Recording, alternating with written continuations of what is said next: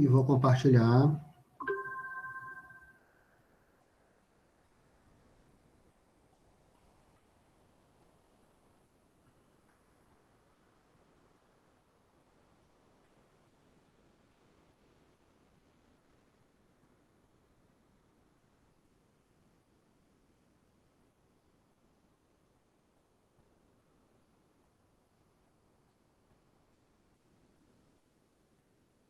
Opa, não deu muito certo.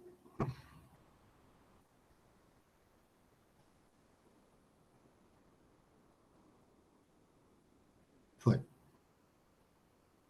Então, na última aula, a gente tinha lido só os 4 primeiros capítulos, né, da Poética, né, são, se eu não me engano, acho que 26, mas a gente vai dar uma andadinha mais rápido hoje, né, para ver se a gente consegue chegar ao fim dela, né? E aí eu separei, então, só alguns parágrafos para a gente dar uma olhada. Por exemplo, esse daí, ele diz que é sobre a comédia, né? Mas vocês lembram que a gente tinha falado que o livro dele mesmo sobre a comédia é aquele que se perdeu, né? Que está lá no filme do Nome da Rosa. Então, ele não fala praticamente da comédia. Então, para a gente não vai interessar muito. Vai interessar bastante para a gente a distinção entre a epopeia e a tragédia. E, especialmente, quer dizer, o texto praticamente inteiro, né, da Poética de Aristóteles é sobre a tragédia. Então, vamos tentar entender, já que a gente já tem, inclusive, né, o exemplo da Medeia, né, e ir encaixando aquilo que ele está falando aqui com aquilo que a gente conhece já lá da Medeia e do pouquinho que a gente leu, né, do Homero, da Ilíada, né? Então, por exemplo, esse parágrafo 24 aí. A epopeia e a tragédia concordam somente em serem ambas imitações de homens superiores em verso. Lembra, isso a gente já tinha visto. Era a distinção de uma e de outra pelo objeto, né? Ambas imitam homens superiores, ao contrário da comédia, que imitam homens inferiores. Mas difere, e aí é importante, a epopeia da tragédia pelo seu método único e a forma narrativa. Então, vocês lembram que a gente associava a epopeia com o romance, com a narração, né, que tem um narrador que conta a história, que introduz os personagens, ao contrário da tragédia, que são os próprios personagens que falam. Vocês lembram lá na Medeia que não tem o narrador, né, que são os próprios personagens que vão sempre falando, né, que é a base do nosso teatro.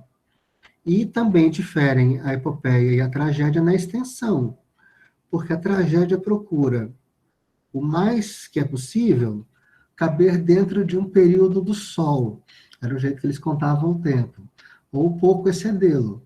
Porém, a epopeia não tem limite de tempo. Vocês lembram, né, que as obras do Homero eram 2 catataus, né? Então, não dá para começar a ler num dia e terminar no mesmo dia. E nisso diferem, ainda que a tragédia, ao princípio, igualmente fosse ilimitada no tempo, como os poemas épicos. E ele está falando aí de uma pré-história, né, da tragédia, que parece que a tragédia era, quer dizer, um texto bem maior, né, como se fosse uma epopeia. Passando um pouquinho. Aí ele vai dar, então, aí que vai ser bastante importante para a gente, a definição de tragédia. Né, o 26. Da imitação em hexâmetros, da imitação em hexâmetros é a epopeia. Né, aquele metro que a gente falava que tinha 6 pés, né, e tal. E da comédia trataremos depois. Agora vamos falar da tragédia, dando da sua essência a definição que resulta de quanto precedentemente dissemos. Então ele vai meio que retomar alguma coisa, né, sobre especificamente agora a tragédia, e vai dar essa que é a definição clássica, que é a definição mais importante, talvez, do texto, que é esse parágrafo 27, que a gente vai subdividir em várias partes. Por exemplo, pois a tragédia, imitação de uma ação de caráter elevado, completa e de certa extensão, em linguagem ornamentada e com as várias espécies de ornamentos distribuídas pelas partes do drama. Imitação que se efetua não por narrativa, mas mediante atores, e que, suscitando o terror e a piedade, tem por efeito a purificação dessas emoções. Então, vamos lá por partes. A gente já falou que a tragédia não é uma imitação de pessoas, é uma imitação de uma ação. No caso específico da tragédia, ao contrário da comédia, é uma imitação de caráter elevado, porque está falando de pessoas que nem a gente disse lá, que nem ele disse, que são meio que superiores, né, às pessoas comuns. Ela é completa, quer dizer, a gente vai ver logo que ela tem princípio, meio e fim. Vocês lembram lá da Medeia, né, que ela começa, tem o desenrolar da história e tem um final. Então ela é uma coisa completa, ela não termina pela metade. E de certa extensão. E aí a gente vai ver também que essa extensão, por exemplo, é o que ele disse ali em cima, que tem que durar, por exemplo, durante uma luz do sol. Né? Não pode ser uma coisa muito longa, porque fica cansativo para as pessoas assistirem. Além disso, ela tem uma linguagem ornamentada, segundo ele fala. Né? A gente viu lá na Medeia, né, que a linguagem dela é toda elaborada, mesmo na tradução a gente conseguiu perceber isso, né? E essas espécies de ornamentos são distribuídas, né, pelas diversas partes do drama. Depois ele vai entrar nessas questões das partes, que a gente não vai entrar. E é uma imitação que, ao contrário da epopeia, do romance, não se dá por narrativa, mas mediante atores. Né? São os atores, né, a gente fala, né, que falam, né, e não alguém que apresenta eles para eles falarem. E que, suscitando o terror e a piedade, tem por efeito a purificação dessas emoções.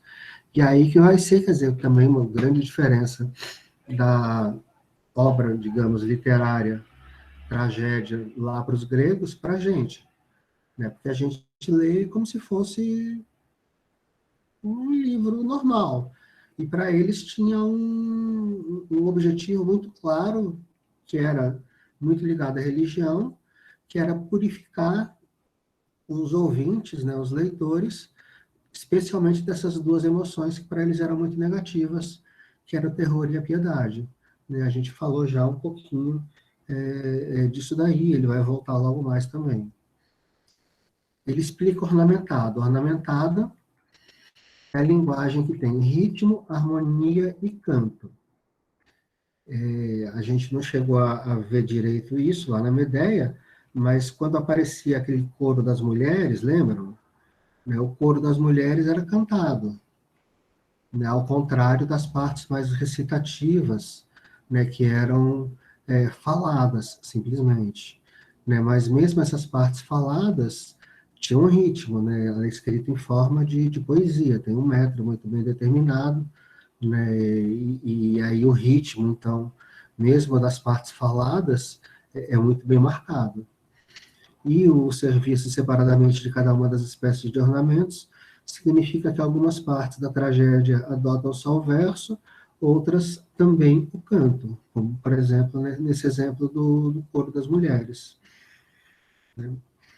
Como essa imitação é executada por atores, em primeiro lugar, há, então, uma das partes, né, da tragédia, o espetáculo cênico. Depois, a melopeia e a elocução. A gente não vai entrar muito na distinção entre, são 6 partes, né, que ele diz que são da tragédia, mas especialmente, por exemplo, essa daí, que é o espetáculo cênico. Muito parecido com, por exemplo, um filme de ação, né, que tem todo aquele aparato técnico, né, os efeitos especiais, né, e tal. E aí ele vai dizer, quer dizer, que isso faz parte, tudo bem, da tragédia, mas é a parte menos poética do negócio. Né? É a última coisa, né? O principal que ele vai dizer, a gente vai ver, é o mito, né? É a trama, né, das ações. Né? E o espetáculo cênico é somente uma espécie de enfeite do negócio, apesar de fazer parte essencialmente da tragédia. Se a gente for comparar hoje, né, com os filmes que a gente tem, né, praticamente é só espetáculo cênico, né? Não tem o mito, né? Não tem, tipo, um enredo, às vezes, da história. Né? A gente acompanha, né, o filme, vai vendo aquele monte de tiroteio, aquele monte de efeito especial e tal, e não tem muita historinha por trás daquilo, né? E isso, para Aristóteles, quer dizer, é uma péssima obra, né? Porque o que importa mesmo é conseguir fazer um enredo, conseguir fazer um encadeamento, né, das ações, de modo a que aquilo seja um todo coeso, né, necessário, que nem ele fala, né, verossímil, né, e que isso desperte no espectador uma determinada emoção, sem precisar, né, desses efeitos especiais todos, né, que, por exemplo, a gente tem no cinema hoje. Como a tragédia é a imitação de uma ação e se executa mediante personagens que agem e que diversamente se apresentam conforme o próprio caráter e pensamento, então, vamos para frente, vamos para frente. Desculpe, era para ir para o 32. Porém, o elemento, então, mais importante é a trama dos fatos. É isso que ele chama de mito. Né? Pois a tragédia não é imitação de homens, mas de ações e de vida, de felicidade e infelicidade. Desculpe, estou gripado. Reside na ação e a própria finalidade da vida é uma ação, não uma qualidade. Então, o que seria exatamente, quer dizer, a essência, né? Logo abaixo ele vai dizer que é a alma da tragédia, né? É exatamente essa trama dos fatos, que já na aula passada a gente associou, por exemplo, a uma corrente crítica, teórica, contemporânea, especialmente vigente na década de 60, que é o estruturalismo, que vai estudar exatamente, quer dizer, essa trama dos fatos, né? Porque ela não é exatamente a imitação de homens, mas é a imitação de ações. E o que o estruturalismo e o formalismo vão estudar vai ser exatamente, quer dizer, esse encadeamento, né, das ações entre si que vão levando a um determinado desfecho. Né? No caso aqui, vamos para frente.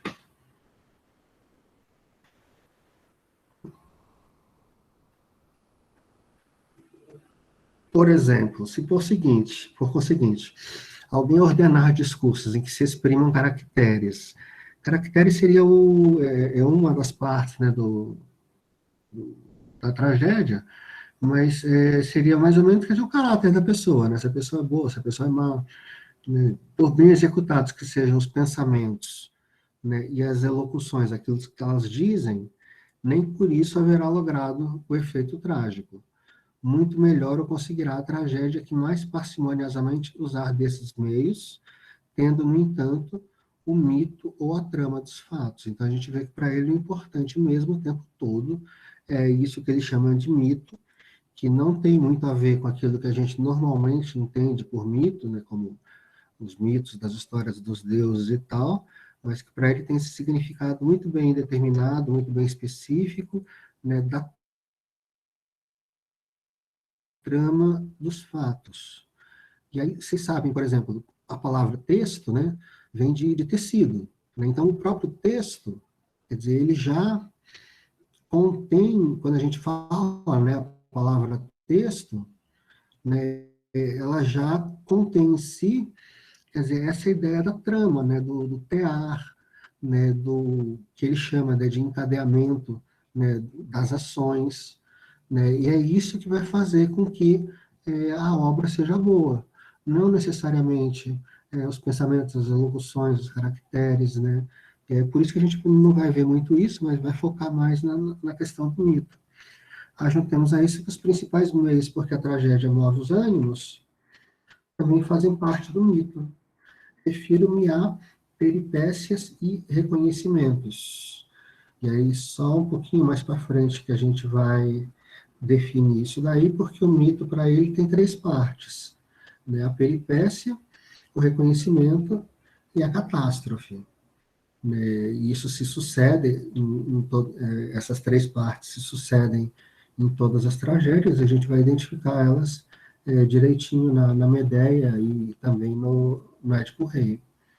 Outras, outro sinal da superioridade do mito se mostra em que os principiantes, os primeiros trágicos, né, os primeiros que compuseram tragédias, conseguiam melhores efeitos em elocuções e caracteres do que no entrecho das ações.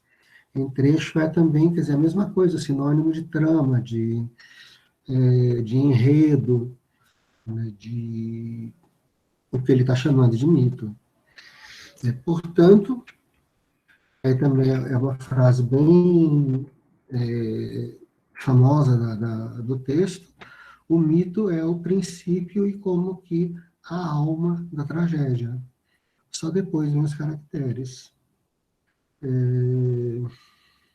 Lá um pouquinho mais para baixo. A tragédia é, por conseguinte, imitação de uma ação e, através dela, principalmente, imitação de agentes. Então, quer dizer, o tempo todo ele está insistindo, né, nessa história de que a imitação é uma imitação de uma ação, isso vocês não podem esquecer. Né?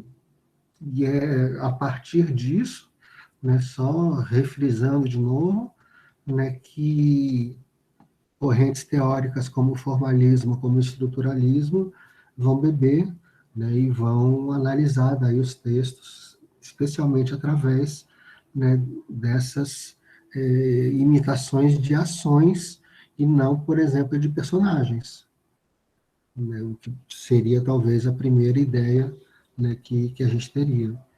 E aí ele dá mais os outros elementos da tragédia, né, o pensamento, aí no 36, a elocução no 37, a melopeia no 38, que é um ornamento, que seria tipo a própria melodia, né, do texto que é meio cantado, que é meio falado, mas eu expliquei para vocês que a fala deles já era meio cantada, né?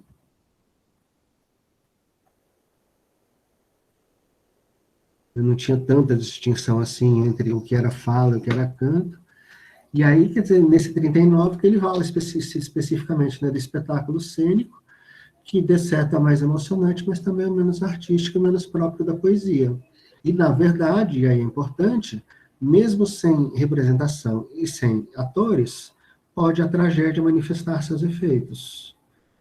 Além disso, a realização de um espetáculo mais depende do cenógrafo do que do poeta.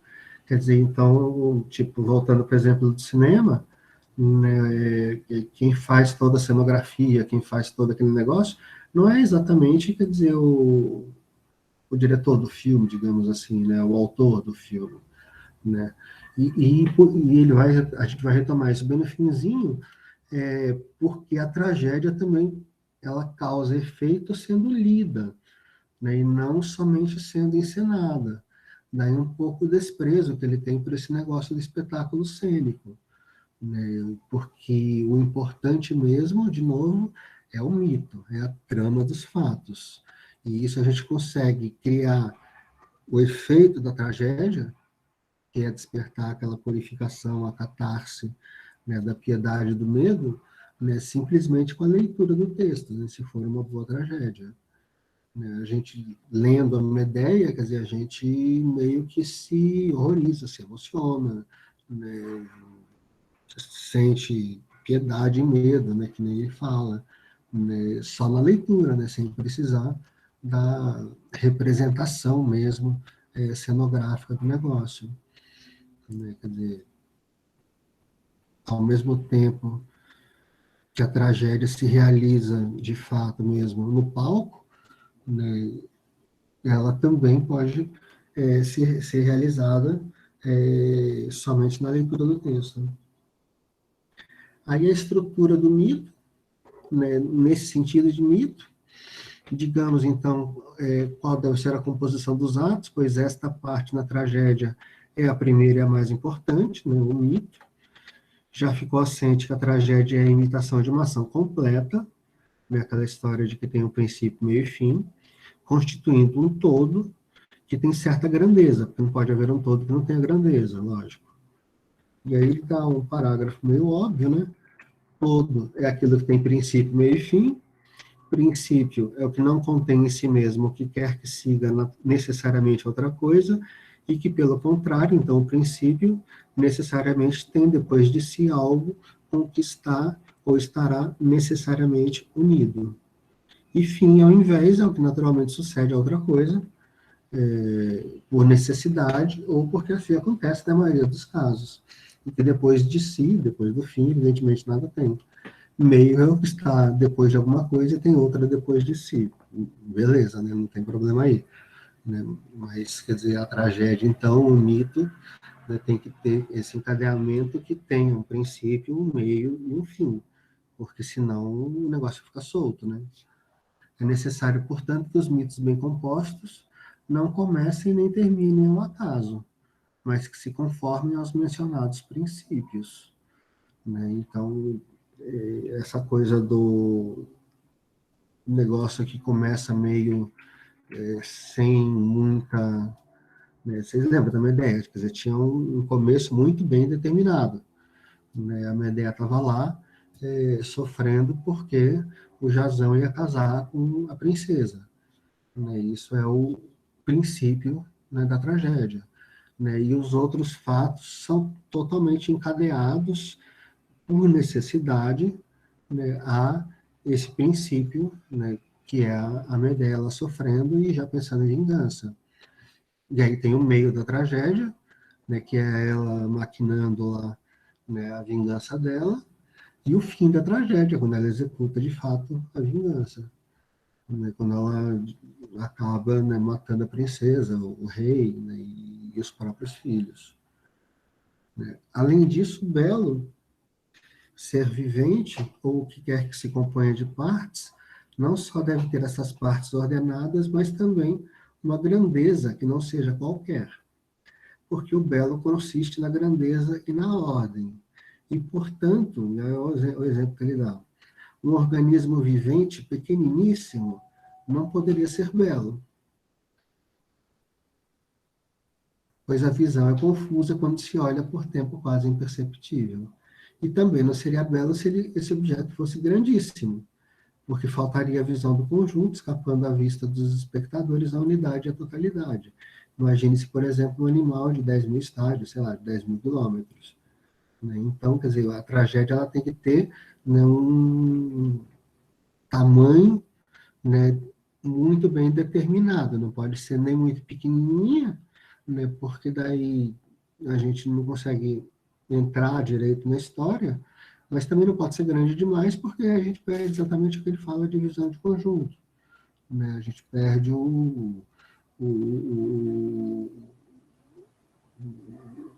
aquilo que seria, né, o objetivo da tragédia, que é causar esse impacto, né, porque acaba o negócio até ficando chato. Né? Pelo que, tal como os corpos e organismos viventes devem possuir a grandeza, e esta bem perceptível como um todo, assim também os mitos devem ter uma extensão bem apreensível pela memória. Né? Então, se você começa a ler uma peça, ou um livro, qualquer que seja, né, e que chega no final você esqueceu o começo da história, né, quer dizer, péssimo livro. Né? E assim também, né, a tragédia, quer dizer, tem que ter essa extensão, né, que seja apreensível pela memória. Né? A gente está lá no meio da Medeia, a gente sabe o que aconteceu no começo.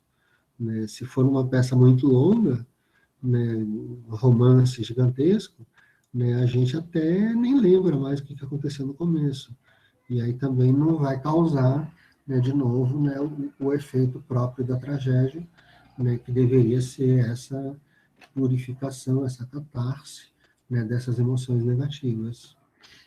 Agora, o problema é que determinar o limite prático dessa extensão, tendo em conta as circunstâncias dos concursos dramáticos e a impressão no público, falei para vocês, né, que essas peças todas, essas tragédias eram apresentadas sempre em concursos, né, em festivais religiosos mesmo, tal não é o mistério da arte poética, e por aí vai. Vamos para frente. Por aí.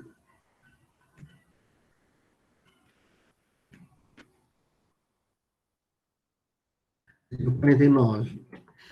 Por conseguinte, tal como é necessário que nas demais artes miméticas una seja a imitação, quando seja de um objeto uno, assim também o mito, porque é a imitação de ações, deve imitar as que sejam unas, ações e completas. E todos os acontecimentos devem suceder em conexão tal que, uma vez suprimido ou deslocado um deles, também se confunda ou mude a ordem do todo, pois não faz parte de um todo o que quer que seja, o que quer seja, quer não seja, não altera esse todo. Trocando em miúdos, quer dizer, a ação tem que ser una e completa, os acontecimentos têm que se suceder numa conexão de um tal jeito, né, que nenhuma parte dessas ações, nenhuma ação, né, dessa trama de ações possa ser suprimida ou deslocada, porque daí isso vai mudar a ordem do todo. Né? Então, vamos lembrar de novo da Medeia. Né? Se troca a ordem de determinados episódios, né, da tragédia, do texto, né, quer dizer, evidentemente vai ficar uma coisa sem sentido. Né? E então elas têm que se suceder, ele fala, necessariamente, quer dizer, uma coisa da outra. Né? Quando a gente lê a Medeia, a gente vê, quer dizer, que cada parte, cada ação decorre necessariamente, né, daquilo que já foi, que já aconteceu, e visando, evidentemente, aquilo que logo, logo vai acabar acontecendo. Né? E aí a questão do princípio, do meio e do fim, que tem que estar muito bem amarrados, muito bem encadeados. Aqui é um capítulo curioso, porque ele vai distinguir a poesia da história. Então, pelas precedentes considerações, se manifesta que não é ofício de poeta narrar o que aconteceu, e sim, e essa parte é difícil, o de representar o que poderia acontecer, quer dizer, o que é possível segundo a verossimilhança e a necessidade. A gente tinha falado também que uma das palavrinhas-chave, né, da poética e, de modo geral, de toda a teoria literária é a verossimilhança, que é diferente da verdade. Por exemplo, o historiador, quer dizer, ele não difere do poeta porque ele escreve em verso prosa. Aí ele dá o exemplo do Heródoto, né, que é o primeiro historiador que teve, quer dizer, se ele tivesse escrito o livro dele em verso, nem por isso deixaria de ser história, e não poesia, mesmo que fosse em verso. Por quê? Porque ele está narrando aquilo que aconteceu. Diferem, sim, em que um diz as coisas que sucederam, como o historiador, e outro as que poderiam suceder. Né? Por isso, a poesia, essa que diz aquilo que poderia suceder, é algo de mais filosófico e mais sério do que a história. Pois a poesia refere principalmente o universal, e a história refere o particular. Ele tenta explicar, ó, por referir-se ao universal, entendo eu atribuir a um indivíduo de determinada natureza pensamentos e ações que, por liame de necessidade e verossimilhança, de novo, convém a tal natureza. E a universal, assim entendido, visa a poesia, ainda que dê nomes às suas personagens. Já particular, quer dizer, então, o contrário do universal, aquilo que a história faz, vai contar, por exemplo, o que aconteceu com Alcibiades, né? Sei lá, um herói grego lá. Não sei se fica clara essa distinção entre, que é importante entre história e poesia, por que a poesia é mais filosófica, por que ela é universal, exatamente porque ela fala sobre o que poderia suceder. Acho que mais para frente a gente entende um pouco melhor isso também. Enquanto que a história fala simplesmente aquilo que aconteceu. Né? E para Aristóteles isso é menos, né? Porque só está contando aquilo que já aconteceu. E, por exemplo, a história do Édipo, então, para exemplificar, poderia acontecer com qualquer um. Né? A pessoa, sem querer, casar com a mãe e matar o pai. Né? Já a história, por outro lado, só vai poder contar aquilo que de fato aconteceu. Né? Então, por isso a história é menos, né, do que a literatura, do que a poesia. Um pouquinho mais para frente. 53, olha. Todavia, sucede também que em algumas tragédias são conhecidos os nomes de uma ou duas personagens, sendo os outros inventados. Então, nessa distinção, né, entre poesia e história, quer dizer, a gente imaginaria que na poesia tudo seria inventado, mas ocorre que, de vez em quando, né, aparecem nomes que não são inventados, que são nomes conhecidos, que são nomes que não são fictícios. Né? E mesmo assim, quer dizer, e aí ele diz, e a gente vai retomar depois, porque isso vai ser importante para a nossa teoria da adaptação, né, não é necessário seguir à risca os mitos tradicionais, de onde são extraídas as nossas tragédias. Porque de onde que eles tiravam, né, o material para compor as tragédias? Dos mitos gregos que eles tinham, né, das histórias dos deuses, das histórias dos heróis e tal. Agora, o que Aristóteles está dizendo? Que não é necessário seguir à risca os mitos tradicionais. E isso depois, mais lá para frente na aula, a gente vai ver a importância disso, né, para a teoria contemporânea. Né, porque é o que vai diferir, por exemplo, essa imitação, essa mímesis, né, no sentido aristotélico, de uma simples representação, de uma simples cópia, né, de algo que já está feito. Então, o poeta, no caso, tem toda a liberdade, né, já segundo Aristóteles, de desrespeitar os mitos tradicionais, né, quer dizer, ou seja, de inventar, né, a gente diria. Vamos um pouquinho mais para frente.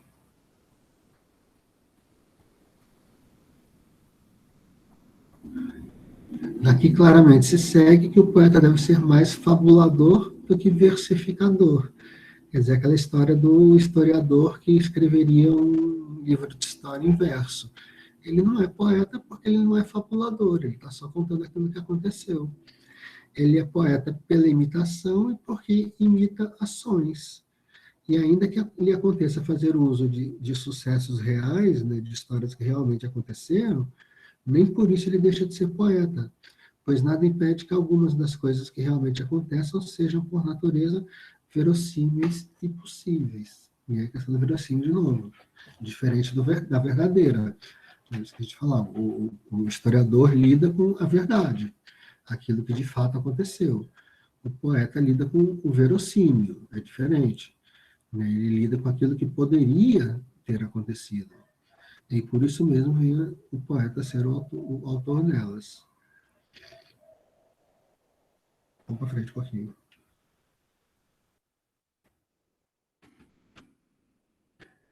Agora, como, porém, a tragédia não só é a imitação de uma ação completa, como também de casos que suscitam o terror e a piedade, isso a gente já falou, e essas emoções se manifestam principalmente quando se nos deparam ações paradoxais, a gente vai entender, perante casos semelhantes, maior é o espanto que ante os feitos do acaso e da fortuna. E aí, olha o exemplo engraçado que ele dá. Porque ainda entre os eventos fortuitos, quer dizer, aqueles do acaso, mais maravilhosos parecem ser os que se nos afiguram acontecidos de propósito. Tal é, por exemplo, o caso da estátua de Mítis, em Argos, que matou, caindo-lhe em cima, o próprio causador da morte de Mítis no momento em que a olhava. Quer dizer, tinha a estátua desse Mítis, e o cara que matou o Mítis estava olhando a estátua do Mítis. E aí, por acaso, a estátua do Mítis caiu em cima do assassino do Mítis. E o assassino do Mítis morreu, né, porque a estátua do Mítis caiu em cima dele. Fatos semelhantes não parecem devidos ao mero acaso, e se segue daí que esse tipo de evento fortuito, falar, né, são os melhores mitos assim a serem concebidos. né, uma história curiosa, mas parece que, pelo que eu sei, é real. Né, puta coincidência, né? É, aí ele vai explicar o que é reconhecimento e peripécia, quer dizer, um pouco mais para frente, na verdade. Dos mitos, lembrando sempre, o mito é não o mito grego, né, a história dos deuses, mas a trama dos fatos, né, o enredo, a história, né, o tecido, o texto. Né. Uns são simples, outros são complexos, porque tal distinção existe por natureza entre as ações que eles imitam. Agora, chama ação simples aquela que, sendo una e coerente, do modo acima determinado, efetua a mutação da fortuna sem peripécia ou reconhecimento. Né, o foco do próximo capítulo é exatamente o reconhecimento e peripécia. Ele não explicou ainda o que é isso. Mas existe um tipo de mito que é composto de uma ação simples e que nessa ação simples, de um lado, há isso que ele está chamando mutação de fortuna, e isso necessariamente tem que acontecer na tragédia, né? Basicamente, passagem, digamos, da infelicidade para a felicidade ou da felicidade para a infelicidade. Quer dizer, o herói da tragédia, ele nunca vai terminar a história do mesmo jeito que ele começou. Lembra, por exemplo, da história do Édipo. Está lá, feliz da vida, lá na cidadezinha de Tebas, né, sendo rei e tal, e no final descobre que casou com a mãe, matou o pai, né, e acaba arrancando os olhos por causa disso. Né? Então, essa mutação de fortuna, quer dizer, essa transformação que vai acontecer com o herói no decorrer da história, que é exatamente o que vai causar a catarse, a purificação, né, da piedade e do medo, ela pode se dar de forma simples, né, sem peripécia ou reconhecimento, que a gente já vai entender, né, mas também, e aí sim, é o que interessa ao Aristóteles, né, esses mitos podem ser complexos. Né, aquele que a mudança se faz exatamente pelo reconhecimento, pela peripécia ou pelo reconhecimento e peripécia por ambos conjuntamente. Né, lembrando que o mito tem três partes, né, o reconhecimento, a peripécia e a catástrofe que ele não entrou ainda. É, porém, necessário que a peripécia e o reconhecimento, porém, né, surjam da própria estrutura interna do mito, de sorte que venham a resultar dos sucessos antecedentes, ou necessária, ou verossimilmente. Então, é essa que está a questão do encadeamento das ações, né, da trama do mito, né, em que o reconhecimento e a peripécia, né, que a gente já vai ver o que significa, nasçam necessariamente da própria estrutura interna, né, da história, do mito. Né, e não, e aí ele dá um exemplo, é, né, muito diferente acontecer uma coisa por causa de outra, ou acontecer uma coisa meramente depois de outra. O que interessa a ele é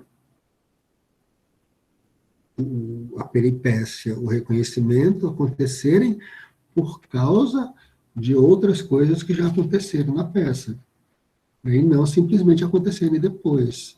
Né? Aí não teria verossimilhança, e especialmente não teria isso que ele chama de necessidade. Né? Mas necessariamente, quer dizer, o que acontece, por exemplo, com o Édipo, é decorrente, né, de toda a história, né, por qual ele passou, que depois a gente pode retomar um pouquinho também, né, para ficar mais claro pelo que ele vai dizer logo abaixo. Vamos para frente? Aí ele vai explicar finalmente, então, o que esses elementos do mito complexo, né, ele já deixou de lado o mito simples, que são o reconhecimento e a peripécia. A peripécia é exatamente isso, então, que a gente falava, a mutação dos sucessos no contrário, efetuada do modo como dissemos. E esta inversão deve produzir-se também, o dissemos, verossímil e necessariamente. Ele se repete bastante. Né? E aí tem, por exemplo, o exemplo que ele traz do Édipo, né? Que no meio da história chega um mensageiro para avisar o Édipo ficar tranquilo, porque ele não casou com a mãe, não matou o pai, porque ele não era filho daquele que ele achava que ele era. Porque ele, quando criança, tinha sido abandonado e foi criado por outras pessoas. Né? Exatamente porque a profecia era que ele ia matar o pai e casar com a mãe. E aí o pai e a mãe, né, o Olaio e a Jocasta, botam ele num barquinho e mandam ele para o rio embora. Aí ele é criado lá por um casal de camponeses e tal, cresce e depois eles vão ganhar o mundo. Por acaso, por coincidência, né, ou mais especificamente, né, no caso, né, da tragédia por causa do destino, né, ele vai exatamente na estrada, quando ele está caminhando, encontrar o pai, ele não sabe, evidentemente, que é o pai, né, e dá uma briga lá entre eles e ele acaba matando o pai. Como o pai era o Laio, que era o marido da Jocasta, que eram os reis lá de Tebas, o trono fica livre, né, e ele, Édipo, também tinha a história, né, que vocês conhecem da Esfinge. Né, ele conseguiu matar a Esfinge, né, que tem aquela célebre pegadinha, né, da Esfinge, né, qual é o animal que de manhã tem 4 pernas, de dia tem 2 pernas e de noite tem 3 pernas.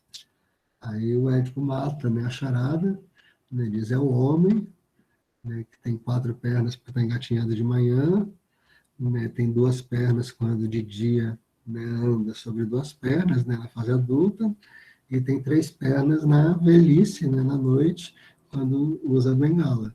E aí a Esfinge, né, se atira no precipício, né, porque foi derrotada, e o Édipo chega em Tebas, então, como o sujeito que matou a Esfinge, né, e por acaso o trono, o rei tinha acabado de morrer, né, ele casa com a rainha, que é a Jocasta, que por acaso também é a mãe dele, né, só que ele não sabia. Né, e aí o mensageiro chega exatamente para tranquilizar o Édipo, né, dizendo, olha, você pode ficar frio, porque você não é filho, né, daqueles que te criaram, né, você é filho de outras pessoas. E aí que o Édipo cai em si e fala, puta merda, né, caralho, né, então é verdade, eu casei com a minha mãe e matei o meu pai.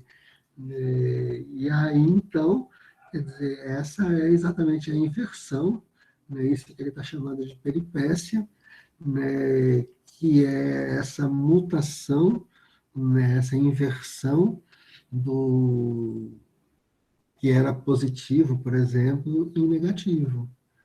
Né? Já o reconhecimento, como indica o próprio significado da palavra, é a passagem do ignorar ao conhecer. E aí, quer dizer, então, a mais bela de todas as formas de reconhecimento é exatamente aquela que se dá juntamente com a peripécia, como, por exemplo, no Édipo.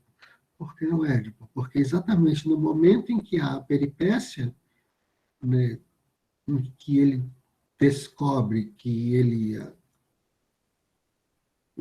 está transando com a mãe e que matou o pai, né, ao mesmo tempo essa peripécia também é o reconhecimento. Né, é quando ele reconhece, né, que a culpa é toda dele, né, porque Tebas estavam passando por uma peste danada, né, por castigo dos deuses, porque tinha alguém cometendo, e aí é uma palavrinha que aparece pouco na poética, mas que é muito importante também, o erro, né, a amartia. Né, quer dizer, ele mesmo sem saber, né, sem ter consciência disso, né, ele estava cometendo um erro, né, ele estava cometendo uma coisa que era ímpia. Né, ele estava casado com a mãe e tinha matado o pai. E aí os deuses estavam castigando a cidade por causa disso.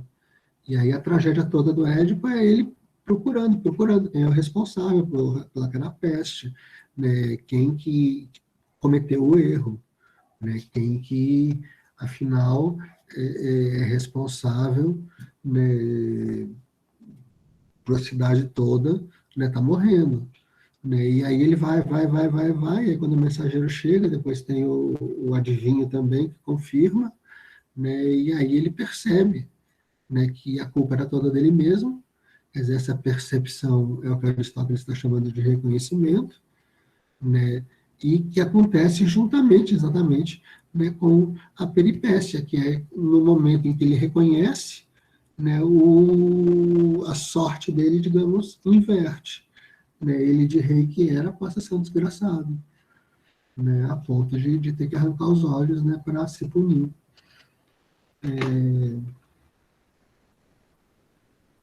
Um pouquinho para frente.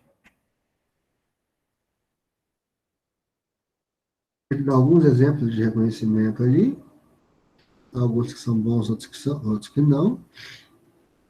Se por acaso alguém leu A Moreninha, do Joaquim Manuel de Macedo, né, do Romantismo, tem lá um tipo de reconhecimento, né, que é quando o Augusto e a Carolina,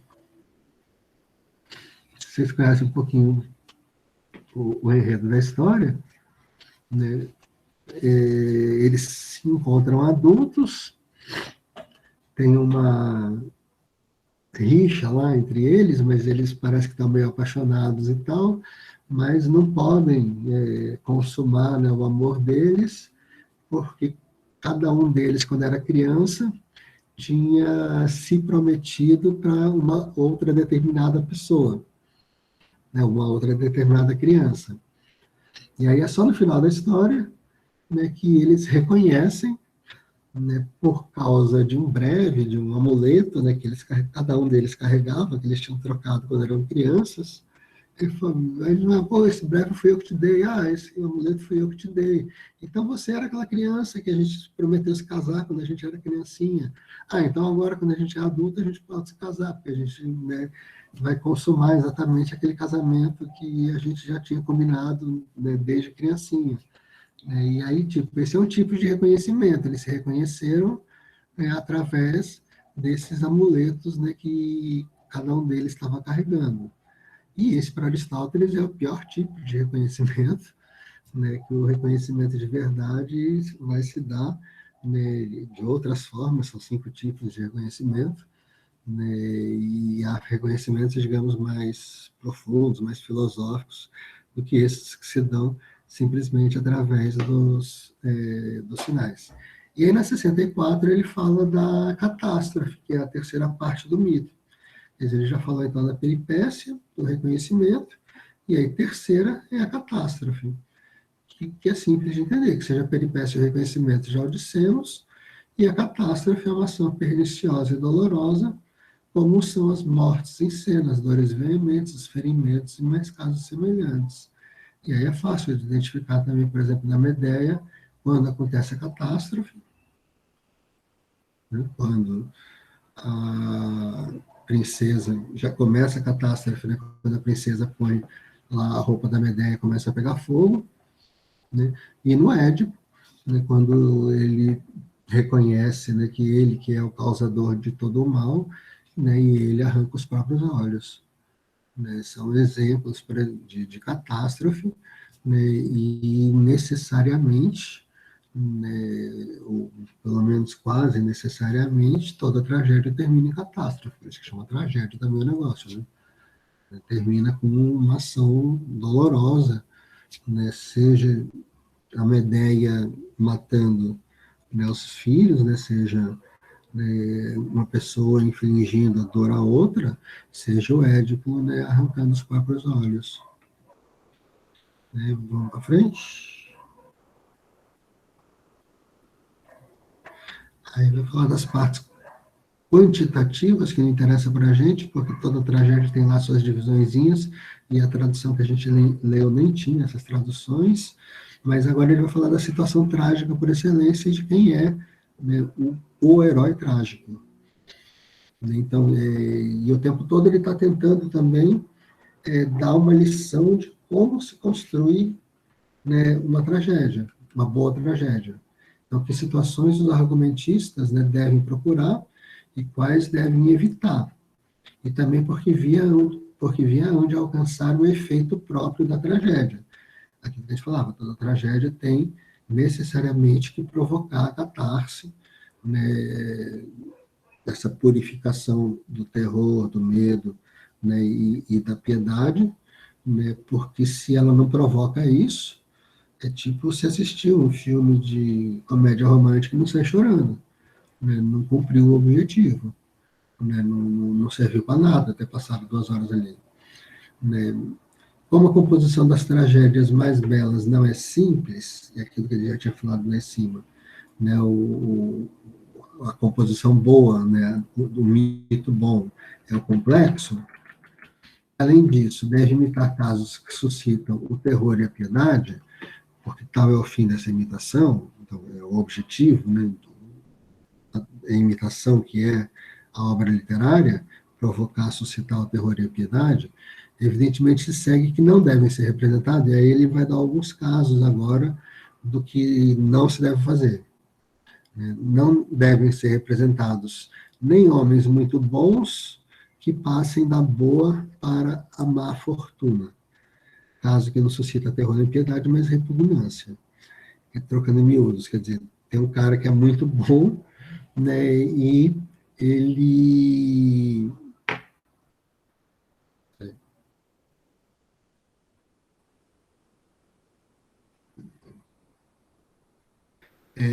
tem um cara que é muito bom, e aí durante a peça o que acontece é que ele que estava de bem com a vida no começo, né, sofre um desastre no final.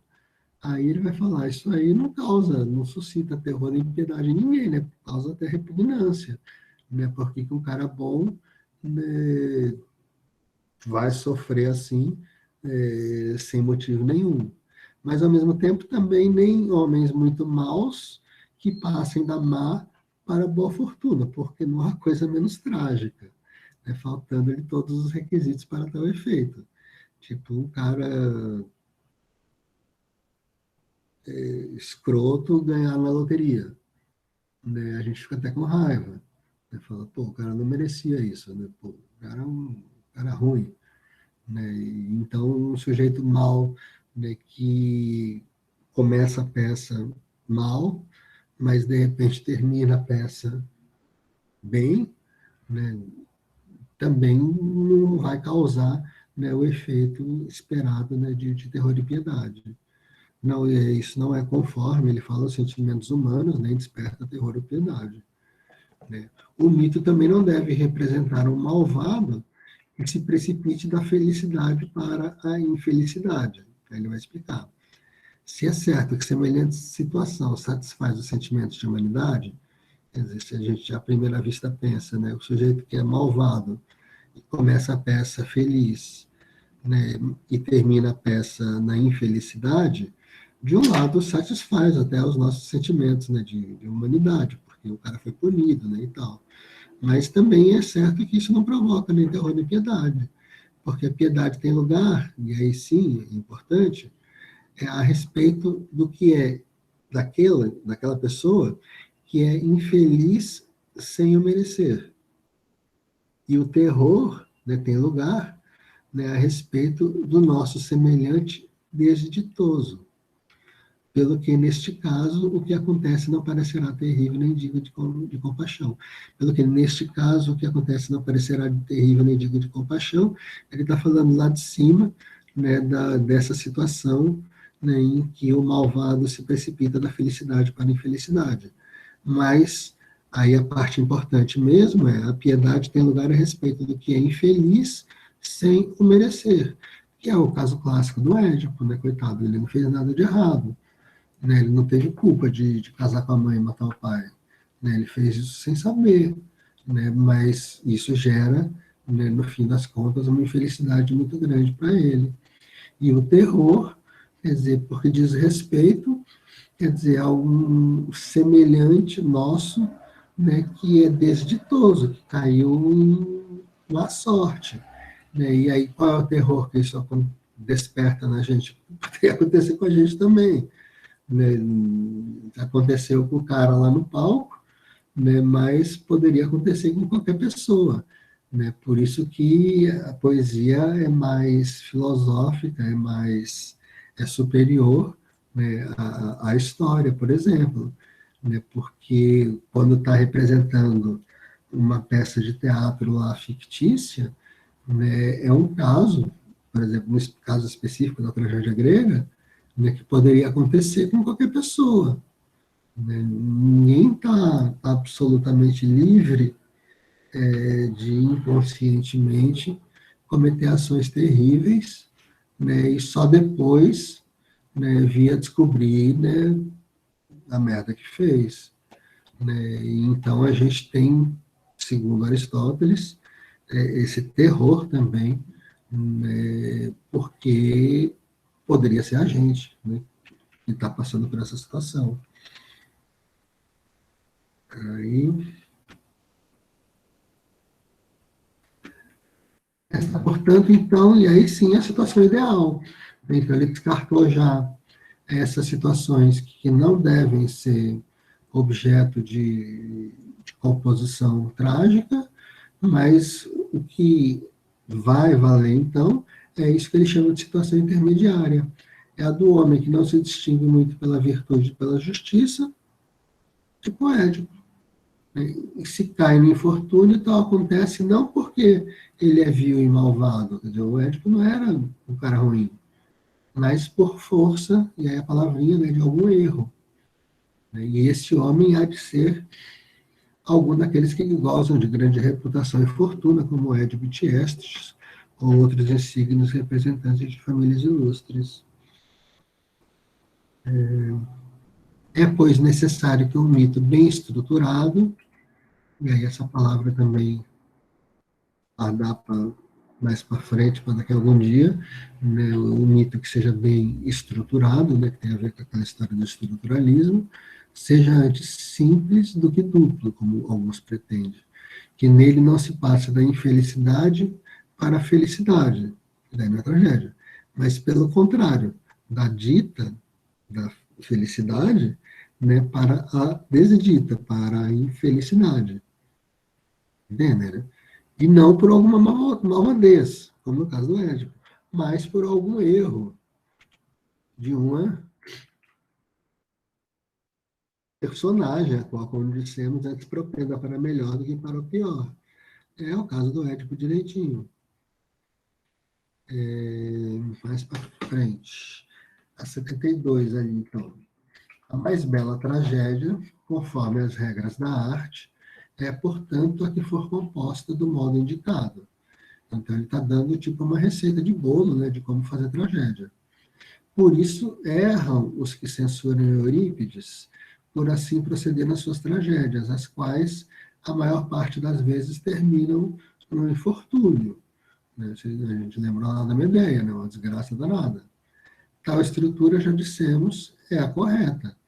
Né? Quer dizer, se há uma tragédia, claro, tem que passar da felicidade para a infelicidade, tem que passar, né, de uma situação razoável, né, para uma situação terrível.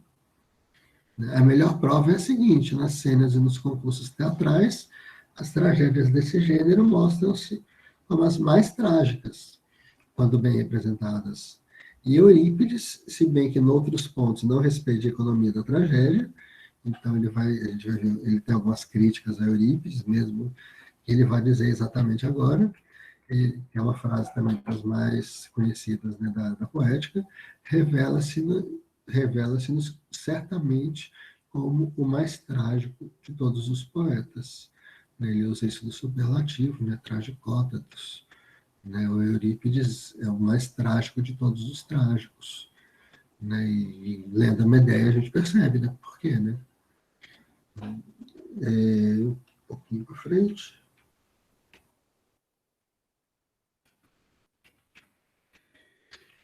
Na catástrofe agora, né, e do terror e da piedade. Né? O terror e a piedade podem surgir por efeito do espetáculo cênico, aquilo que a gente já falou. Então, a gente vai no cinema e tal, e se emociona com aquele monte de efeito especial, né, e tudo, né? Mas também pode derivar, né, o terror e a piedade né, da íntima conexão dos atos. E esse é o procedimento mais preferível, é o mais digno do poeta. Né? Quer dizer, se a gente for pensar em termos de filme, quer dizer, o que importa no filme é o roteiro, é o enredo, né? E não a quantidade de efeito especial que o filme tem. Né? Totalmente na contramão do que a gente vive hoje. Né? Porque o mito deve ser composto de tal maneira que quem ouvir as coisas que vão acontecendo, ainda que nada veja, só pelo sucesso trema e se apiede, como experimentará quem ouça contar a história de Édipo. Né? É essa que é a ideia. Né? Por isso que depois, lá no final, ele vai falar que a tragédia não precisa nem ser encenada para provocar essas emoções. Né? Porque é simplesmente a trama, né, o mito, né, a construção da história, né, que vai fazer com que a gente, né, se apiede de Édipo, né, que a gente tanto tenha pena dele quanto tenha medo de que possa acontecer com a gente alguma coisa parecida. Querer produzir essas emoções unicamente pelo espetáculo, né, por esse espetáculo cênico, né, pelos efeitos especiais, é processo alheio à arte que mais depende da coreografia, né, do, sei lá, do coreógrafo, né, deve ter um Oscar para isso, mas não é o principal, né, com certeza.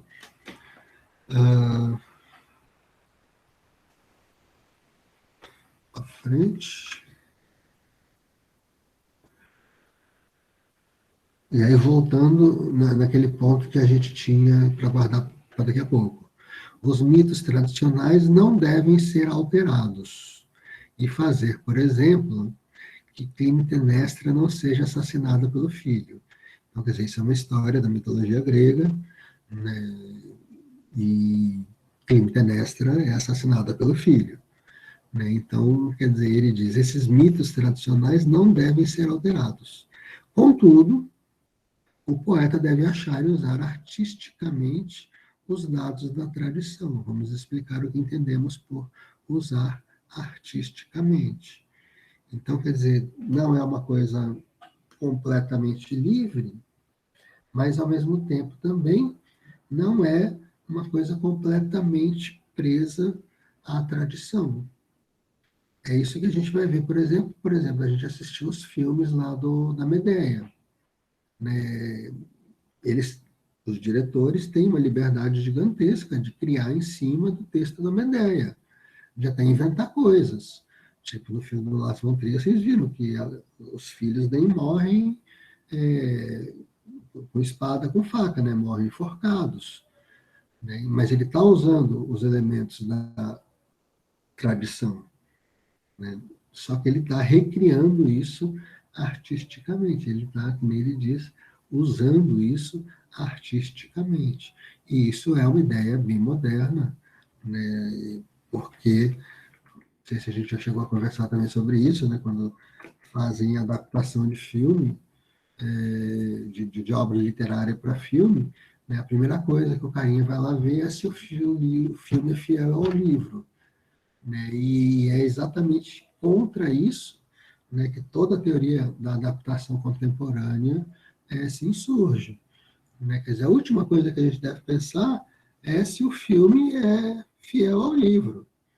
Né? Pelo contrário, né? O filme é outra obra. Né? É uma obra derivada de uma obra original. Né? Mas quem fez o filme foi um diretor, foi um produtor, foi um roteirista. Né? São outras pessoas com outras ideias. Né? E aí eles têm toda a liberdade de recriar, né? Até fazer e de corrigir até coisas que eles achem que na obra original não estão legais, por exemplo. Né? E aí toda essa teoria da adaptação que vai, né, na contramão totalmente, né, dessa história de buscar a fidelidade. Né? Ah, tal filme eu não gostei porque ele não é fiel ao livro. Né? E se a rigor, quer dizer, se a gente parar para pensar, nunca que um filme vai ser fiel ao livro. Porque quando você lê o livro, você monta na sua cabeça, por exemplo, como que é o rosto do personagem. Né? E o diretor do filme escolheu um determinado ator para fazer aquele personagem. que não vai ser igual àquela pessoa que você imaginou. Né? Por mais que o livro descreva em minúcias, né, como é que é o rosto do personagem.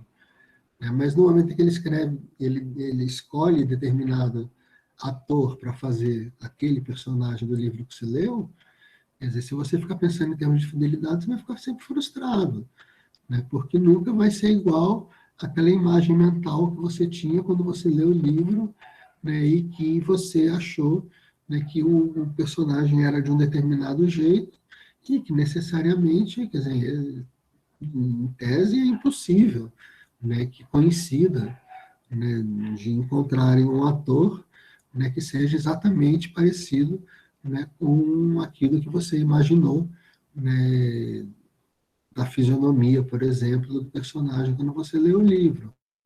Então, já por, né, lógica, né, não tem como o filme ser fiel ao livro. Né?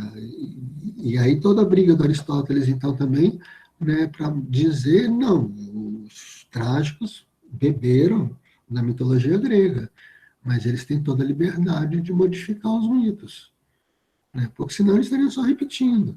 E o que a gente vai ver exatamente, quer dizer, a conclusão da aula de hoje é que, quer dizer, a imitação do jeito que Aristóteles concebe, que é a base da poesia, quer dizer, não é uma repetição, não é uma reprodução daquilo que já existe. Muito pelo contrário. Né? A gente vai ler um textinho depois também, né, sobre a poética, que está lá no Moodle já, é sempre uma recriação. Né? Toda obra literária, baseada que seja em qualquer coisa, né, ela vai ser sempre uma reconstrução, uma recriação de algo que já era existente. Porque senão, simplesmente, né, seria uma cópia daquilo que já existe, né? Não teria sentido fazer de novo. Né? Só para continuar mais um pouquinho, então. É possível que uma ação seja praticada a modo como apoiaram os antigos, isto é, por personagens que sabem e conhecem o que fazem, como no nosso exemplo da Medeia, né, quando ela mata os próprios filhos. Quer dizer, então, ela sabia o que ela estava fazendo, mas também pode se dar que alguém obre sem conhecimento do que há de malvadez nos seus atos, e só depois revele o laço de parentesco, e aí é o exemplo do Édipo, né, que, nas palavras dele, né, cometeu uma malvadez, né, o tal do erro, né, mas sem conhecimento, né, sem consciência daquilo que estava fazendo. E há um terceiro caso, né, que é o de quem está para cometer por ignorância algo terrível e depois reconhece antes de agir. E aí, tipo, seria, né, casos mais raros, né, de tragédias, né, em que a pessoa, tipo, a Medeia ia lá matar os filhos e acabasse não matando, né, e tal. Né? E além destas, não há outras situações tragicamente possíveis, porque age ou não age o ciente ou o ignorante, não tem outra alternativa. Né? Ou ele age, né, com consciência do que ele está fazendo como uma ideia, ou ele age sem ciência daquilo que ele está fazendo, né, ignorantemente, como o Édipo, né, ou ele não age, né, como nesses casos, nesse terceiro caso, né, em que a pessoa, antes de cometer a atrocidade, né, ela reconhece que ela está fazendo, né, uma coisa ruim, e acaba não fazendo. E estamos terminando.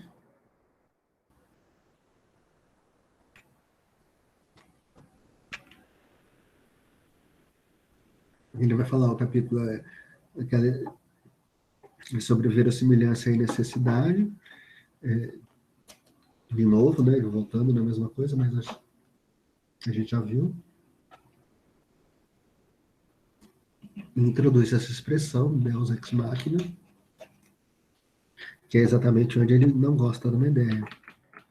Então, tanto na representação dos caracteres como no entrecho das ações, entrecho a gente já tinha visto essa palavra ali em cima também, né, a mesma coisa que enredo, que trama das ações, né? Importa procurar sempre a verossimilhança e a necessidade.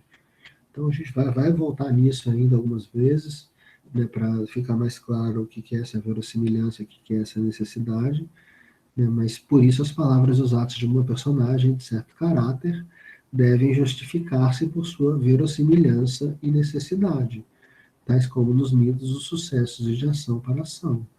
Né? Quer dizer, vocês lembram que no meio da Medeia ela até tipo pensa em voltar atrás, né, em não matar os filhos, né? Tem aquela uma espécie de monólogo dela com ela mesma, né? Nossa, mas o que eu vou fazer, né? Eu vou matar meus filhos, pô, né?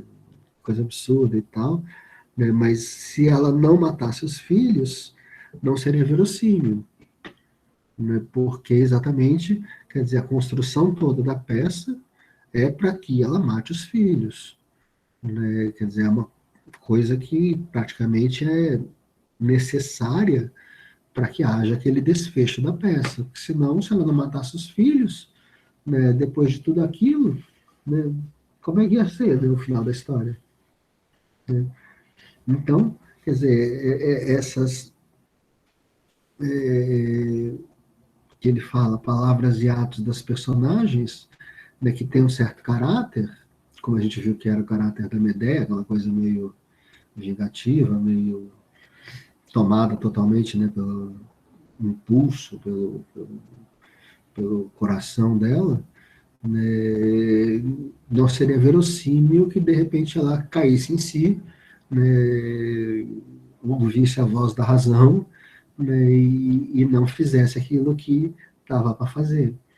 Né. Aí a questão da necessidade, né, e da verossimilhança, né, quer dizer, perderia completamente o sentido da peça se não tivesse terminado daquele jeito, apesar de chocante.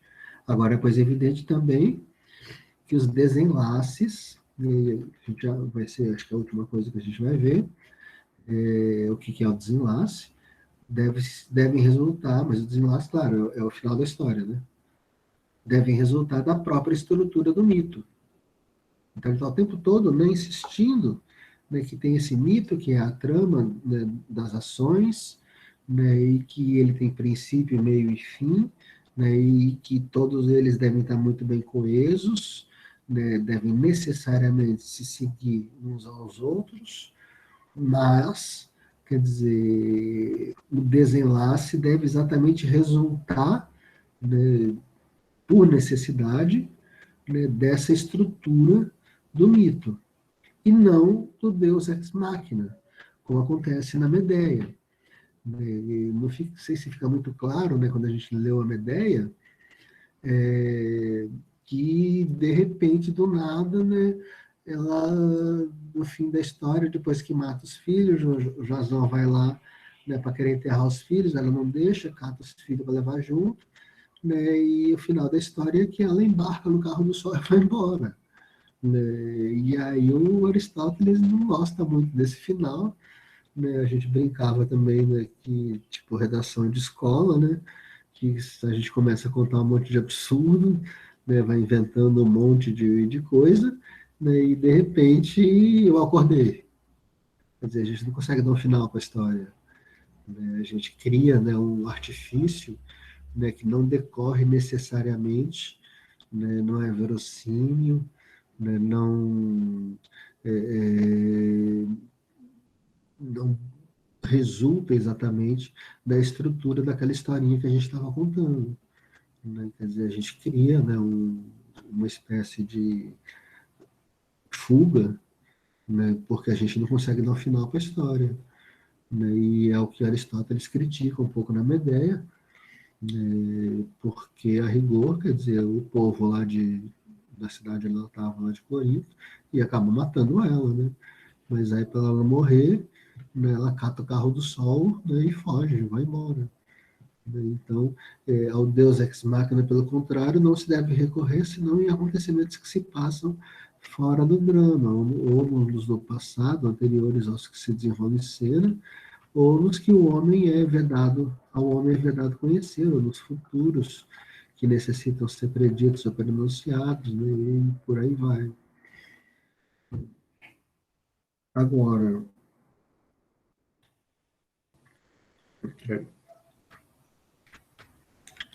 ele vai dar, né, 5 classificações de reconhecimento, né, aquela que a gente já tinha falado.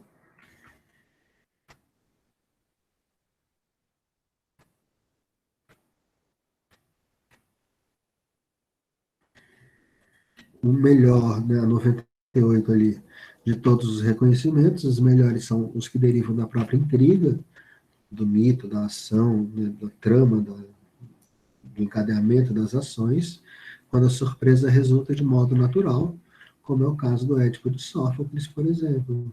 Porque é natural, né, ele está falando de outra tragédia da Efigênia, que ela quisesse enviar alguma carta. Só os reconhecimentos dessa espécie dispensam artifícios, sinais e colares, né, que nem era o caso que eu contava da Moreninha, né, que precisou, né, desse artifício, né, do colar lá, do amuleto, né, para que eles se reconhecessem. Né, e esse seria, quer dizer, o pior tipo de reconhecimento, ao contrário do melhor tipo de reconhecimento, que é o reconhecimento que acontece no Édipo, né, que a surpresa resulta, ele fala de modo natural, porque a gente, lendo o texto também, fica chocado, né, quando descobre que, porra, é o próprio Édipo que está causando tudo aquilo, né, e a gente descobre isso ao mesmo tempo que ele descobre, né, e então dá né, uma sacudida na gente, né, perceber, né, fazer o reconhecimento, né, no mesmo momento em que o próprio Édipo está também fazendo o reconhecimento de que é ele, no fim das contas, o culpado de tudo. Né? E só mais uma. Ele vai explicar, então, daí outros dois conceitinhos que vão ser importantes para a gente. Isso tudo, gente, depois, quer dizer, tem um esqueminha que eu fiz, e aí é uma pagininha só que faz o resumo de todos esses conceitos todos que ele está tratando aí. Aí a gente já, eu não ia dar antes para vocês, né, mas tendo já passado pelo texto, aí a gente depois passa por esse resuminho de uma página, assim, um gráficozinho, um esqueminha, né, só para retomar esses principais conceitos, né, do texto. Por exemplo, né, o último aí que a gente vai ver, que em toda tragédia há o nó e o desenlace. O nó é constituído por todos os casos que estão fora da ação e muitas vezes por alguns que estão dentro da ação e o resto é desenlace. Então, por exemplo, na Medéia não dava para a gente saber, por exemplo, toda a história, lendo, começando a ler o texto da Medéia, né, toda a história dela com Jasão. A gente entendeu um pouquinho, descobriu um pouquinho lendo o filme, especialmente do Pasolini, né, em que eles foram lá, pegaram o Velocino de Ouro, né, fugiram, ela matou o irmão, né, e teve toda aquela questão toda é, deles conseguirem chegar lá em Corinto, né, e isso tudo é um nó da história. E o nó continua, continua, continua. Ó, digo, pois que o nó é toda a parte da tragédia, desde o princípio até aquele lugar onde se dá o passo para a boa ou a má fortuna. E o desenlaço, a parte que vai do início da mudança até o fim. Então, na minha ideia também fica muito claro onde está o nó e onde está o desenlace. Né? O nó vai até ela entregar, por exemplo, a roupa envenenada para a princesa. Né? E aí o desenlace é a parte que vai do início da mudança, então a princesa que bota a roupa e morre queimada, né, até o fim da história.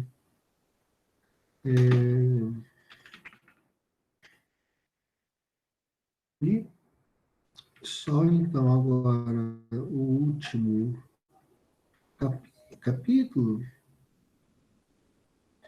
né, o 26, em que ele vai voltar para a epopeia e vai comparar a tragédia com a epopeia. Também é uma parte importante do texto. Já está lá no título, Epopeia, a tragédia supera a epopeia. Mas ele vai começar ao contrário, parece que ele vai começar puxando sardinha para a epopeia. E agora poder-se perguntar qual seja superior, se a imitação épica ou a imitação trágica. Só retomando lá o comecinho, lembrando que tudo é imitação, naquele sentido de mimesis, né, que imita, então, ações de personagens e não propriamente personagens. Se é melhor, a menos vulgar, e tal é a arte que a melhores espectadores se dirigem, de certo que vulgar é aquela que tudo imita. Efetivamente, pela rudeza de um público que, sem mais, não entenderia a representação, entregam-se os atores a toda a casta de movimentos. Isso aí eu acho engraçado. Como fazem os maus flautistas que rodopiam querendo imitar o lançamento do disco ou arrastam o corifeu quando representa a Sila. A tragédia teria, então, pois, esse defeito, que já os antigos atores atribuem aos da sucessiva geração. Um cara lá que, inclusive, chamou outro ator de macaco, né, por causa da gesticulação exagerada. Especialmente aqueles atores, né, muito exagerados, né, muito não sei o que parece que estava na moda na época, né, e aí, então, isso daí seria um ponto negativo da tragédia, né, dar espaço, né, para esses atores vulgares, né, que abusam, né, da encenação, né, abusam, exageram, né, ele fala da gesticulação, né, e até tiram um pouco a atenção do próprio texto, né, quer dizer, essa coisa mais exagerada, né, de determinados atores, provavelmente daquela época. Como esses atores vulgares estão para os primeiros, assim toda a arte dramática estaria para a epopeia. Então aí parece que ele está dando ganho de causa para a epopeia, porque na arte dramática, né, na tragédia, né, tem esses atores vulgares, né, que são vulgares, que exageram, que fazem pantomima, que fazem um monte de trejeitos, né, e tal. Parece tipo Zorra Total, essas coisas. Né? A pessoa toda cheia de tremelique, de não sei o quê. Né? E isso, para Aristóteles, né, não casa, né, com a literatura. Né? E já a epopeia, não. Né? Dizem que a epopeia se dirige a um público elevado, né, já de tipo alta compreensão, porque não exige a exterioridade dos gestos. Porque, não sei se vocês sabem, mas, quer dizer, inclusive porque a escrita, a gente conversou, né, é uma invenção posterior, né, e a epopeia, né, os textos de Homero existiam antes de ser inventada a escrita. Então tinha um determinado profissional, que chamava Aedo, né, literalmente o cantor, né, que ia de cidade em cidade recitando a Ilíada e a Odisseia. E era, quer dizer, uma coisa tranquila, sem muitos trejeitos. Né? Ele simplesmente parava no lugar e começava a falar a Odisseia. E as pessoas paravam para ficar escutando, né, porque fazia parte, né, da cultura deles, até da religião deles. Já a tragédia, né, caberia mais aos rudes, né, não esse público elevado. Então, sendo vulgado, é certo que a tragédia seria inferior. Mas, em primeiro lugar, digamos que tal censura não atinge a arte do poeta, mas sim a do ator. Né? Quem faz esses trejeitos aí, quer dizer, não é culpa do poeta que escreveu a tragédia, mas é culpa do ator que é ruim. Visto que também é possível exagerar a gesticulação recitando episódios ou cantando poemas líricos e tal.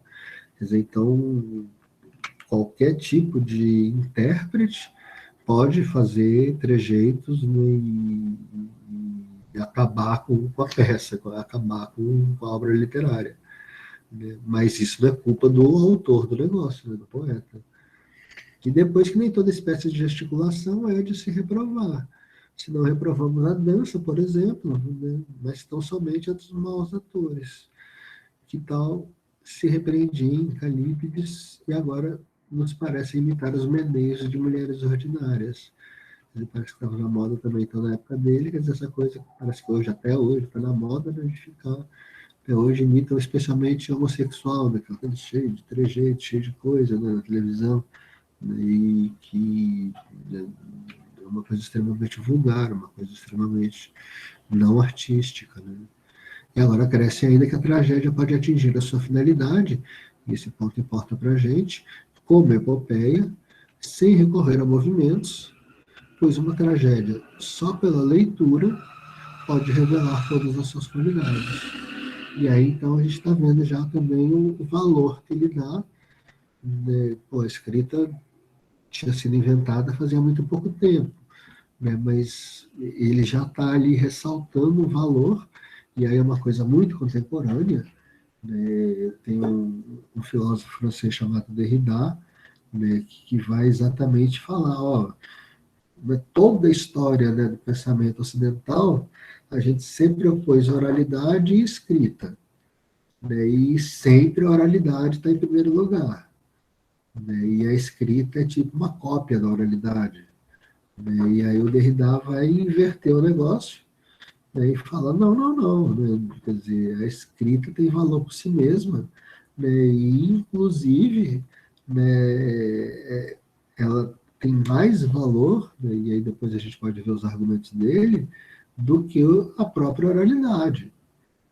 Né, e aí toda uma briga, né, por exemplo, com literatura oral, né, né,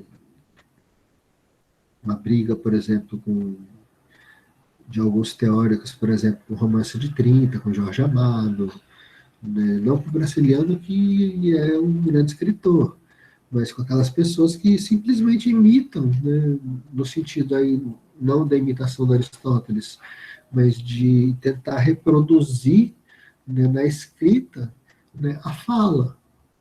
E isso, quer dizer, desde pelo menos a geração de 45, desde Guimarães Rosa especialmente, quer dizer, já é extremamente demodê, né, já é extremamente ultrapassado. Quer dizer, ninguém hoje vai escrever mais, eu acho, quer dizer, textos literários que sejam somente a reprodução da linguagem oral. Quer dizer, isso já é passado, Aristóteles já está reclamando disso. Né? E o texto é o texto, né? O texto é escrito, né? E a gente trabalha com literatura. Né? Até a própria expressão literatura oral, né, já é um oxímoro, né, já é um paradoxo, né, porque literatura é escrita, né, e falar de literatura oral, né, quer dizer, é outra coisa, né, e especialmente de um tipo de literatura, né, que simplesmente faz, quer dizer, tentar copiar, né, a fala das pessoas. E aí, quer dizer, começo do século XX, por exemplo, a gente chega àqueles absurdos, né, a gente pode trazer alguns exemplos, em romance, por exemplo, que o autor do romance é super erudito. E ele quer retratar personagens que são, por exemplo, do povo, né, que são sertanejos. Né? Daí vem o narrador, fala numa linguagem absurdamente erudita, né, toda rebuscada. Aí, dois pontos, travessão, aí o personagem fala, aí nós vai para não sei aonde, né, e tal, né, e aí fica um abismo, né, entre o que é o narrador falando, que é o autor, né, e o que é o personagem falando, né, com aquela linguagem jamais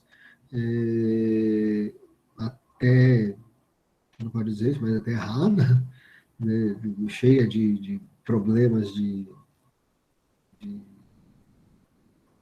gramaticais, sei lá, mas que mostra o preconceito, né, dos autores, né, quando eles distinguem, né, fazem um abismo, né, entre o que seria a linguagem do narrador erudito, né, e depois um personagem, né, que remeda, né, que imita, né, a fala de um capial, por exemplo. Né, quem vai acabar com isso de vez na literatura brasileira vai ser o Guimarães Rosa, né, porque a linguagem dele é extremamente oral e é extremamente erudita.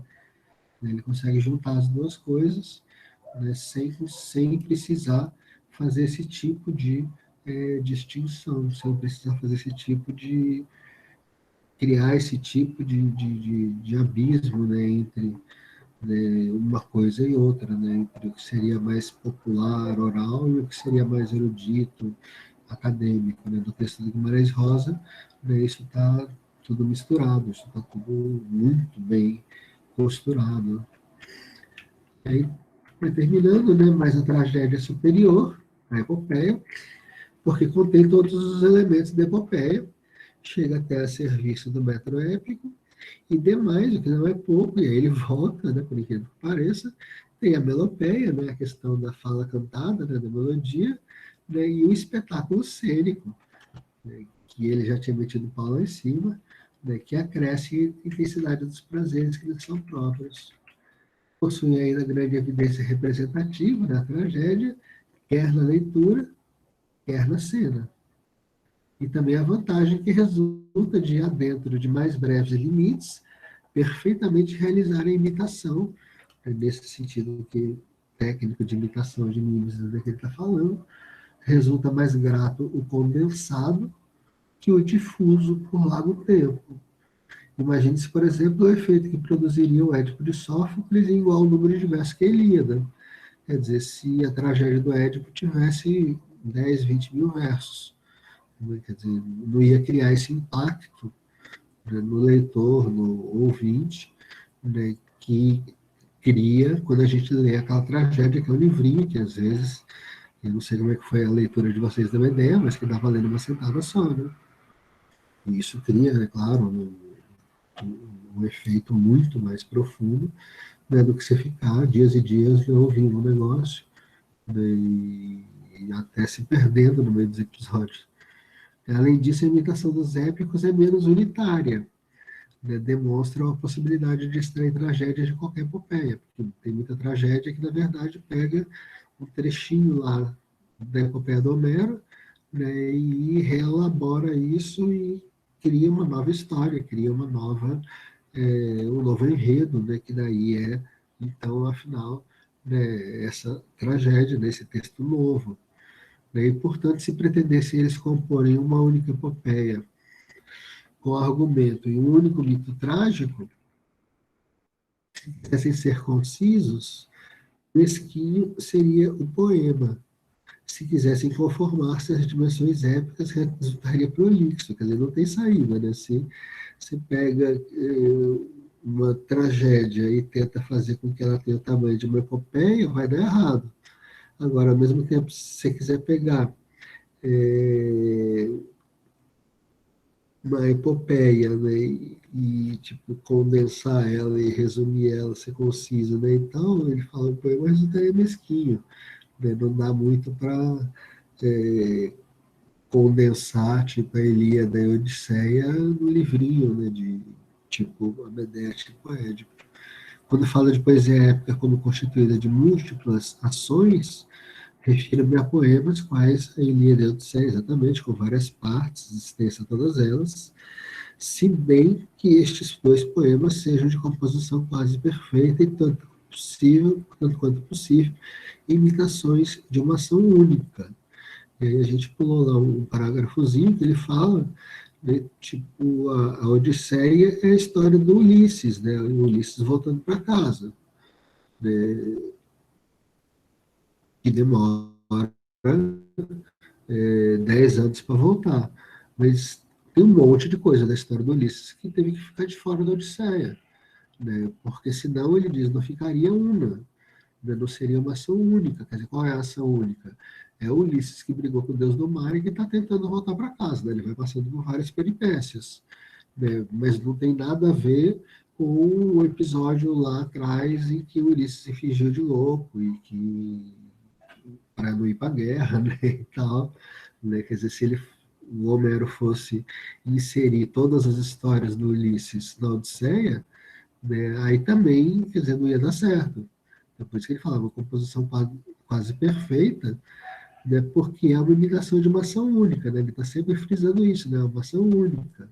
Né, e isso fica muito claro, muito mais fácil na tragédia, né, porque é uma imitação, né, de uma ação única, ou pelo menos, né, de uma trama de ações, né, de uma sequência de ações, né, que tem uma unicidade muito forte, muito marcada, né, como no caso da Medeia, né, que a gente enxerga direitinho, né, aquilo que foi acontecendo, e não tem coisas paralelas acontecendo, né? Não tem desvios, não tem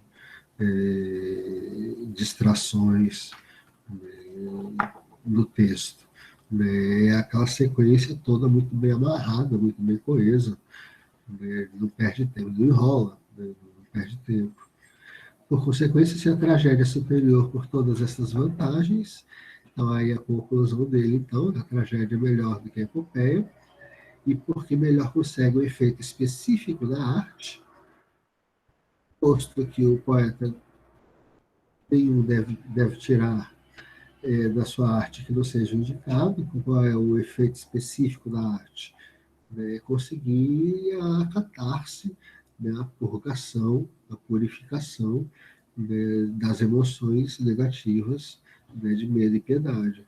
É claro que supera a epopeia e, melhor do que essa, atinge a sua finalidade. Né?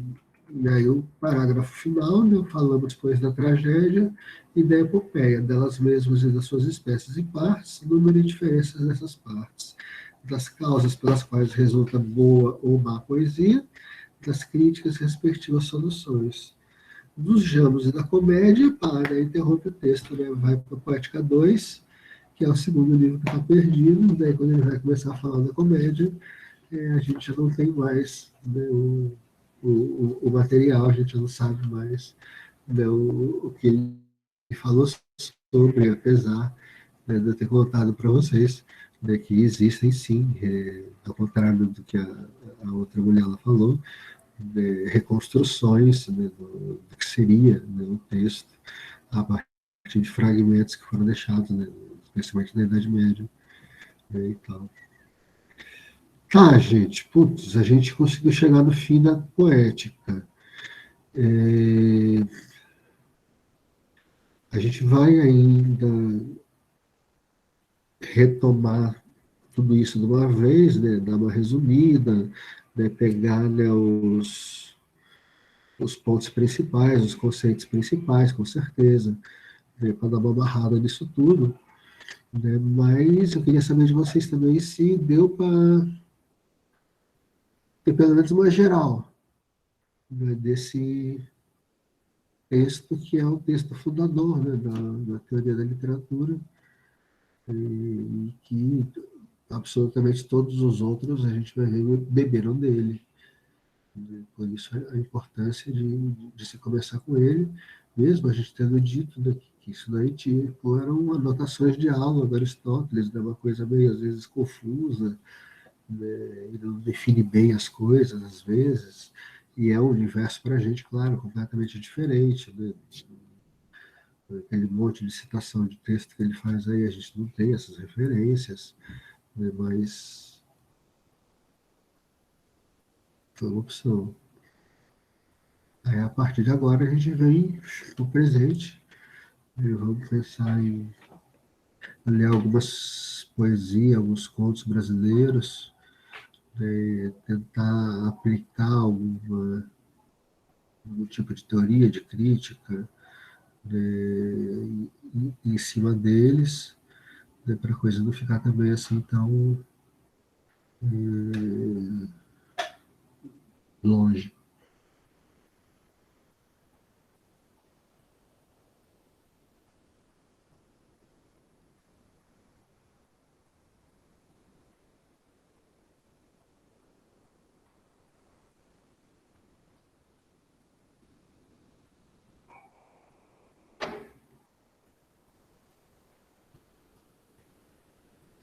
Ô, professor, meu telefone tá descarregando. A aula vai até que hora?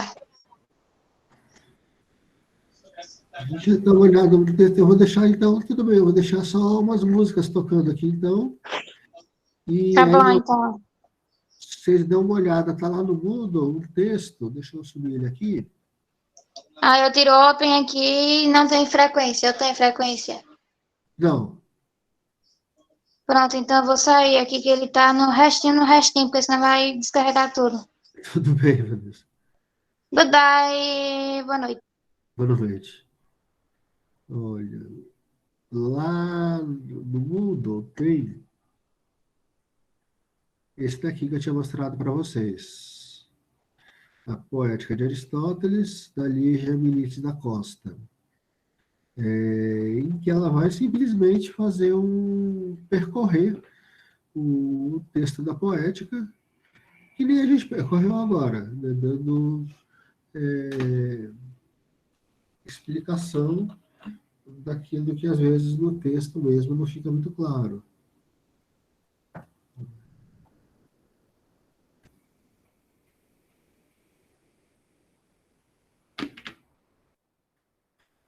Aristóteles, mimese e verossimilhança. E aí, em vez de vocês darem uma olhada nele, que é até longo, né, eu vou pedir para vocês darem uma olhada neste, que é um texto sobre o texto da Lígia Milites, que é sobre o texto de Aristóteles. Eu já deixei ele lá todo grifadinho para ajudar. E aí, a partir dele, na semana que vem, a gente ir junto com o materialzinho que eu preparei lá, tipo uma espécie de resuminho da poética com os principais conceitos, tipo Mimes, mito, catarse, explicando um pouquinho de cada um. Então, especialmente esses três são os principais. Mimes, mito e catarse, só isso que vocês têm que entender. E aí ela fala da mimesis aristotélica. Vamos só para o finzinho dele, que é curioso, em que ela vai falar exatamente da herança, né, da teoria aristotélica da contemporaneidade. Essa questão da verossimilhança interna e externa é importante. Quer dizer, o conceito aristotélico de mimesis não significa mera imitação ou reprodução da realidade, que a gente tinha falado. Né? A mimesis poética literária, né, de Aristóteles é uma representação que resulta de um processo específico de construção a partir de determinadas regras que visam efeitos. Ela se compõe, né, essa mimesis, de elementos estruturais, de novo essa palavrinha, né, dos quais o mais importante é o mito, né, naquele sentido que a gente falou, e a construção mimética é presidida por critérios de verossimilhança.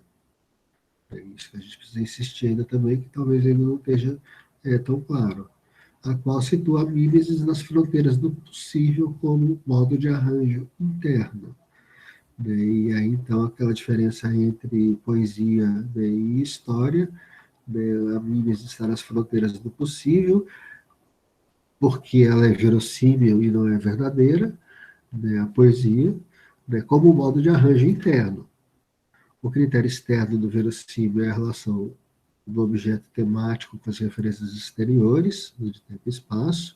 Então, tudo bem, tem esse critério realmente, né, da verossimilhança ter uma relação, né, com aquilo que é exterior ao texto, mas o importante, o imprescindível, quer dizer, é o critério interno, né, que é referente à seleção e à disposição estrutural, de novo essa palavra, do material verbal do mito. Esse último critério, né, a gente vai voltar aí, né, dessa verossimilhança interna, que seria essa verossimilhança interna, aquilo que ele chama de mito, né, essa trama dos conceitos, né, uma ação decorrer logicamente, necessariamente da outra, né, e não ser uma coisa completamente aleatória. Né. É isso que ela chama, né, da disposição estrutural do material verbal do mito, né, e é esse critério que se impõe, né, como o fundamental para a produção literária. Né. E aí a Mimes, na teoria contemporânea, ela retoma lá um pouco o livro lá, né, da Lígia Milites, né, que fala de vários teóricos contemporâneos, né, e de como cada um se apropriou da teoria do Aristóteles. Mas só para esse pedacinho aí grifado, né, para a Lígia Milites da Costa, Mimesis é resgatada das artes contemporâneas como um processo dinâmico de criação e opera uma transformação singular do já existente através de novas correlações. Então a gente está vendo, né, muito claramente que imitação não tem nada a ver com cópia, não tem nada a ver com representação daquilo que já existe, mas ela é uma recriação, um processo dinâmico de criação que opera uma transformação que é singular daquilo que já é existente. Então, quer dizer, a gente, quando lê poesia, quando escreve poesia, literatura, quer dizer, o que a gente, no fundo, está fazendo é reescrever. Reescrever aquilo que já está escrito. Só que a gente reescreve, quer dizer, somos nós reescrevendo. Então, o objeto mimético articula-se com uma temporalidade pré-existente que pode ser renovada indefinidamente pela reconstrução que dela faz o receptor. E aí também, quer dizer, é uma outra corrente literária também dos anos 60, 70, que é a estética da recepção e defeito, né, que é a que diz que quem vai dar o sentido para o texto, quer dizer, evidentemente que não é o autor, né, ou nem é também o próprio texto, como que é o estruturalismo, mas é o leitor, é o receptor, é aquele que lê o texto. É ele que, com sua leitura particular, reconstrói um texto, né, ou até cria uma nova representação, né, uma nova produção, né, de um novo criador. E aí eu vou dar só um exemplo que ela dá, então, que é do Salvador Dalí. Então, quer dizer, o efeito de uma imitação ali em cima não é copiar, mas ser um objeto original. Ela está citando ali um determinado teórico. E um retrato muito conhecido do Salvador Dalí, né, que imitou, né, nesse sentido, né, agora específico, né, do Aristóteles, o Leonardo da Vinci, sem cometer plágio e nem deixar de ser ele mesmo. Vamos ver essa imagem, então, que talvez alguns conheçam. Como é que ele pode, né, ao mesmo tempo que ele não está cometendo plágio, quer dizer, ele ao mesmo tempo está imitando. Né? O poeta não é um copiador de modelos, mas é, sobretudo, um recriador. A recriação é uma produção original, ao contrário da reprodução. Então, muita gente entende, né, esse conceito de imitação erradamente, né, como se fosse simplesmente uma reprodução. Né, mas é uma, no fundo, recriação, quer dizer, é uma produção original, como eu acho que vai ficar claro, simplesmente olhando aqui o que o Salvador Dalí fez.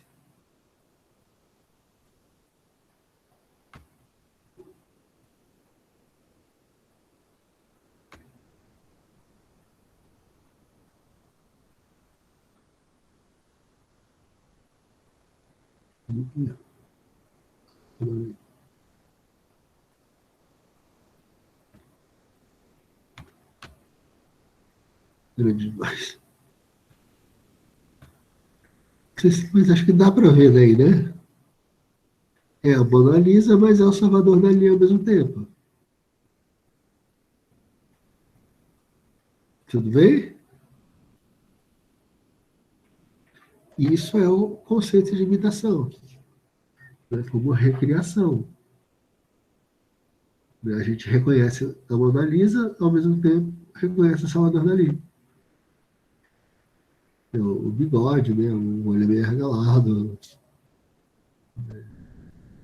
Quer dizer, ele brincando, né, com a tradição. Assim como os trágicos brincavam, né, com a tradição dos mitos gregos. Né? A Mona Lisa, que é uma espécie de mito, né, da pintura.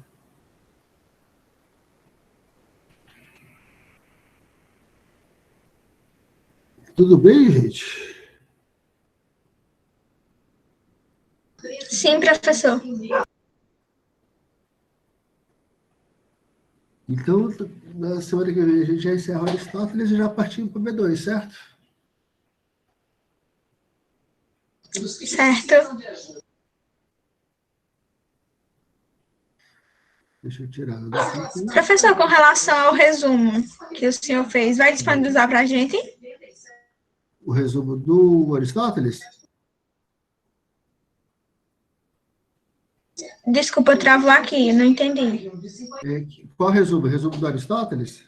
Sim, de uma página que você falou que fez uma simplificação de tudo, das Eu ideias trago, principais. eu trago na semana que vem, tá?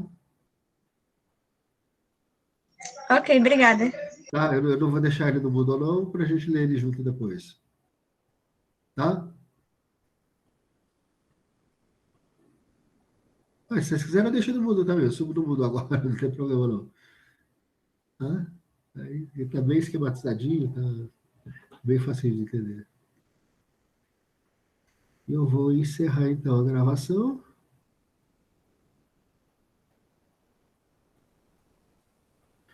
Para botar então a mesma música